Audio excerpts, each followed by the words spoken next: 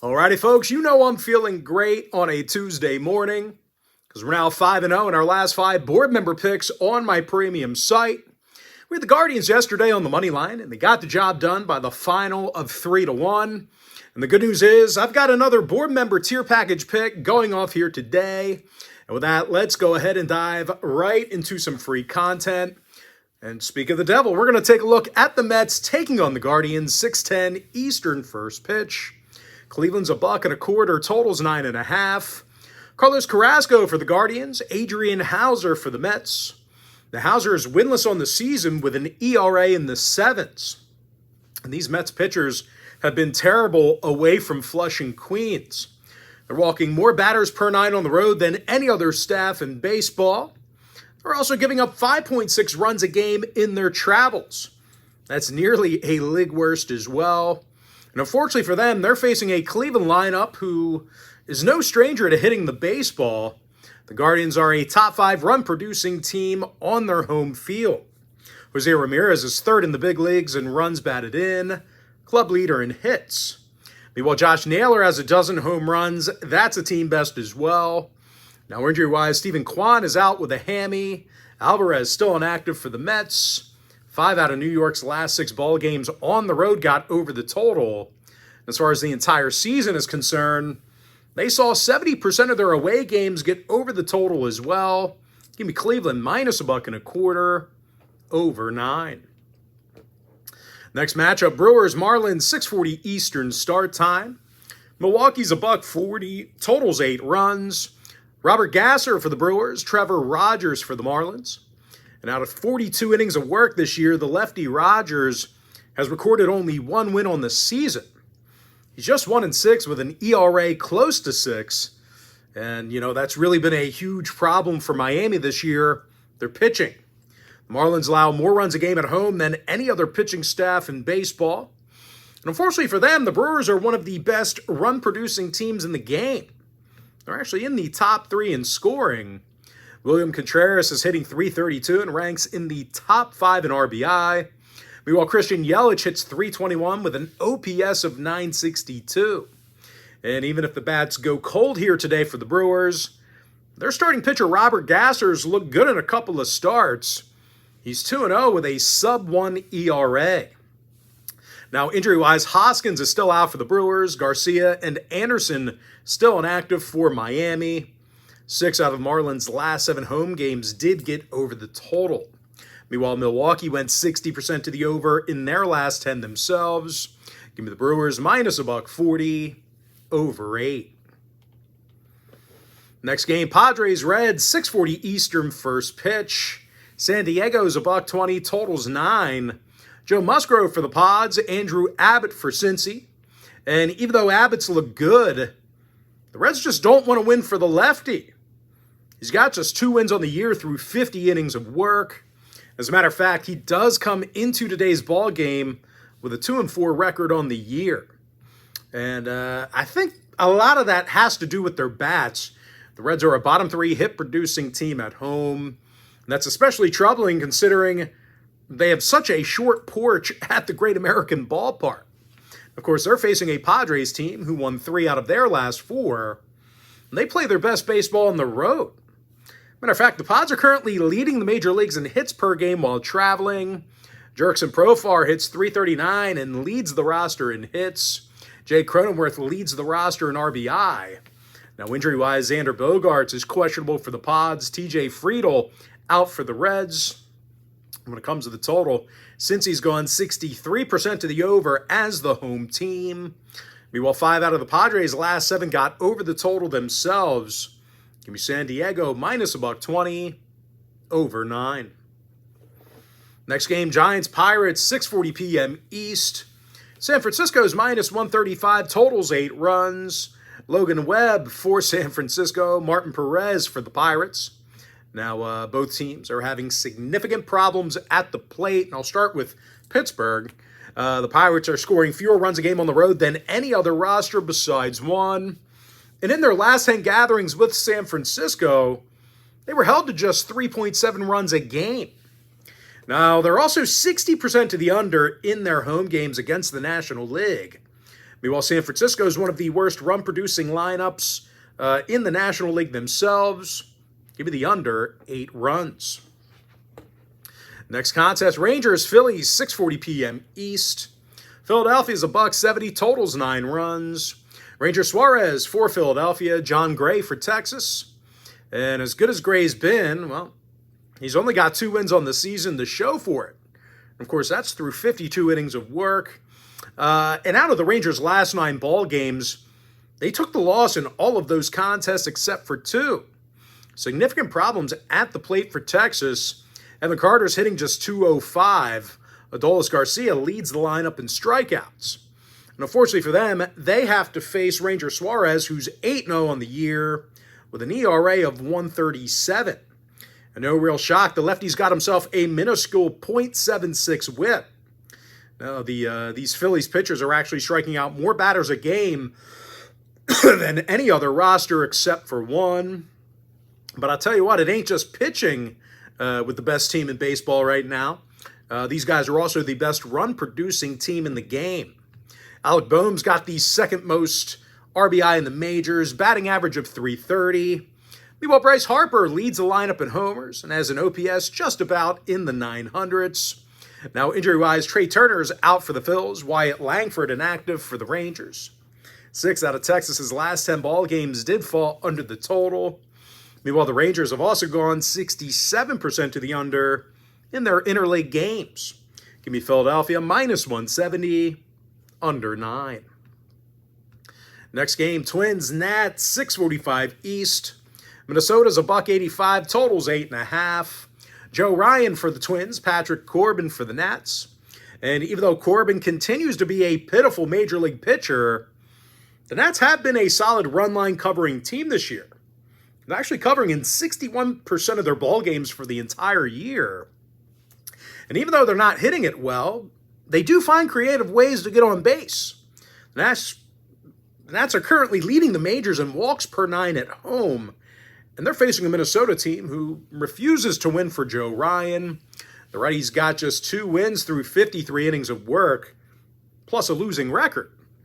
Now, more recently, the Twins are currently on a 7-game losing streak, and they average under 1.8 runs a game during that time frame. Kyle Farmer's batting 165, Santana just 201. Now, injury-wise, Royce Lewis is out for the Twins, Garcia questionable for the Nats. When it comes to the total, the Nats' last 2 straight got over the total. 2 out of Minnesota's last 3 got over themselves. Give me Washington +1.5, over 8.5. Next game, Red Sox, Rays, 6:50 Eastern start time. Tampa Bay's -140, totals 8. Zach Littell for the Rays, Cooper Criswell for Boston. And both organizations with a handful of guys who just can't get on base. For Boston, Jarren Duran leads the roster in hits. Meanwhile, for Tampa, Isaac Paredes bats .303 with a bunch of home runs. Now, 5 out of the Rays' last 8 divisional home games did get over the total. Meanwhile, 3 out of Boston's last 4 on the road got over the line themselves. Give me the over 8. Next game, Mariners, Yankees, 7:05 Eastern first pitch. New York's -155, totals 8. Clark Schmidt for the Bombers, Brian Wu for Seattle. And even though Wu's looked good in a handful of appearances, these Mariner bats have been terrible. They're a bottom 5 run-producing team, and of course, they lead the majors in strikeouts at the dish. Cal Raleigh and Julio Rodriguez, they have 134 strikeouts between the both of them. And Mitch Garver, he's hitting a pathetic 169. They're going to face Clark Schmidt here today, who's 5-1 in the year with an ERA in the 2s. And unfortunately for Seattle, the Schmitter has 55 strikeouts in just 50-plus innings. Of course, these Yankee pitchers have been dominant at home.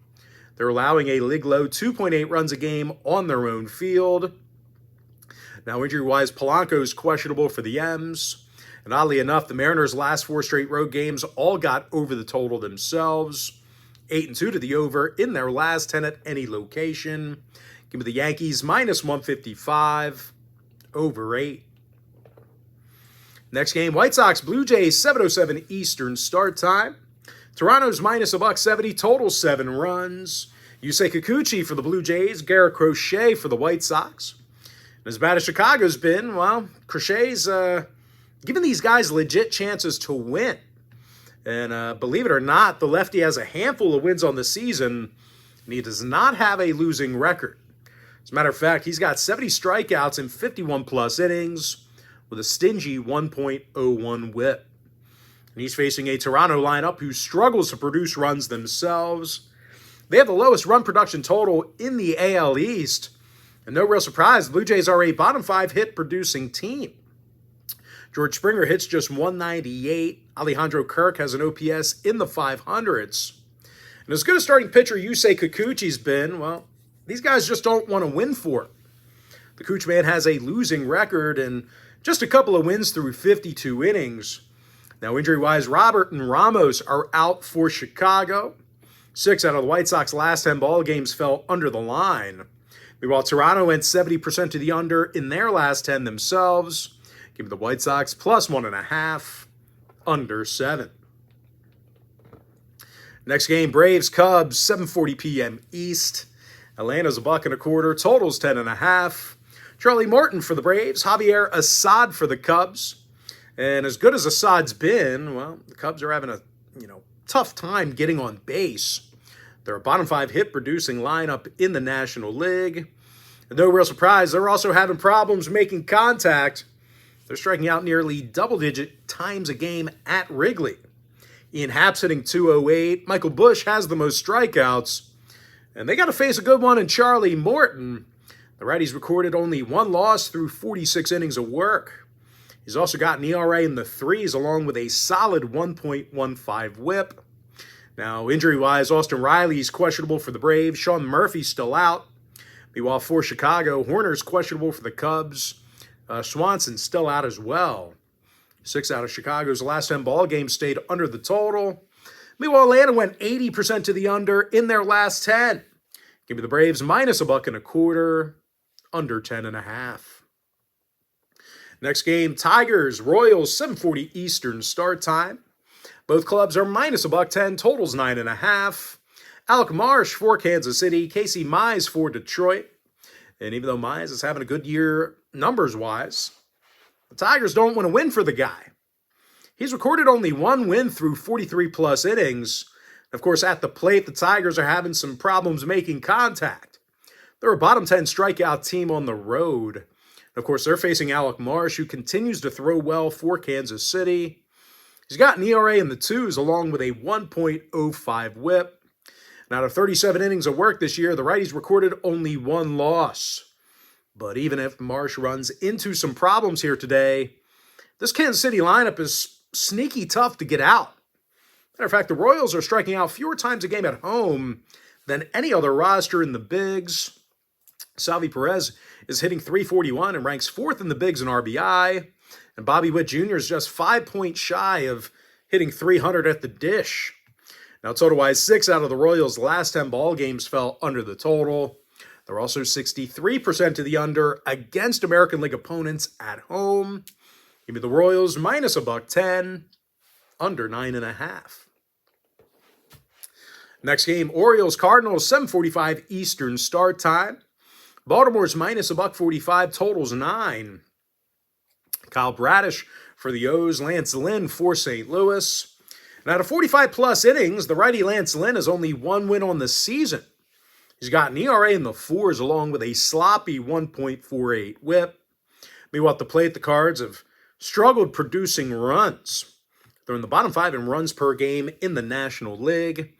And they also got to face Kyle Bradish, who's looked good in a couple of starts. He's got 17 strikeouts in 13-plus innings, ERA in the 2s. He's also backed by a powerful run-producing lineup in the O's. They're currently in the top 5 in the league in runs per game. Adley Rutschman leads the lineup in hits. Gunnar Henderson has the most home runs in the majors. When it comes to the injury list, Wilson Contreras is out for the Cards. Now, the Redbirds' last 4 straight at home did get over the total. They also went 9-1 at the over in their last 10 at any location. Meanwhile, Baltimore is 70% to the over in their last 10 themselves. Give me the O's minus 145, over 9. Next game, Angels, Astros, 8:10 Eastern first pitch. Houston's the $2 favorite, totals 8.5. Christian Javier for Houston, Griffin Canning for Los Angeles. And even though Canning hasn't been great, the Angels have definitely been an excellent run line covering team. They covered in their last 4 straight on the road. They're also 8-2 against the number in their last 10 at any location. And they've been getting a lot of help from Kevin Pillar. He's hitting .442 through 13 ball games, OPS in the 1200s. Now, Taylor Ward leads the lineup in hits. As good as Houston's been, well, they have not been awesome against the run line. As a matter of fact, they have a losing record against the number at Minute Maid Park.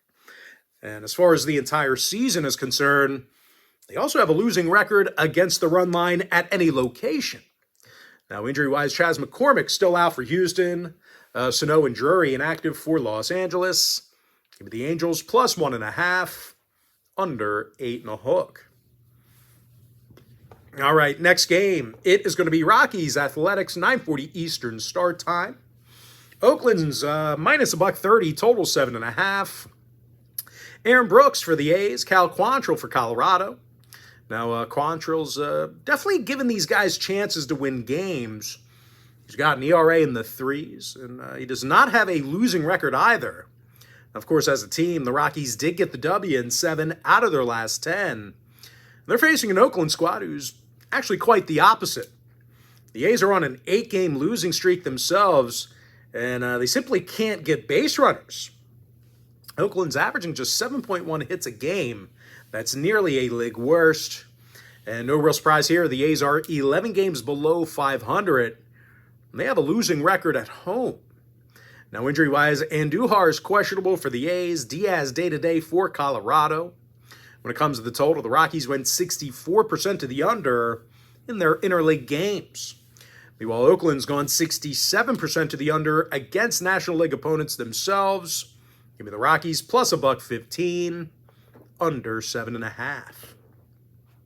And with that, we're going to jump into our next and final breakdown for the video. It's going to be in that D-backs-Dodgers game, 10:10 Eastern start time.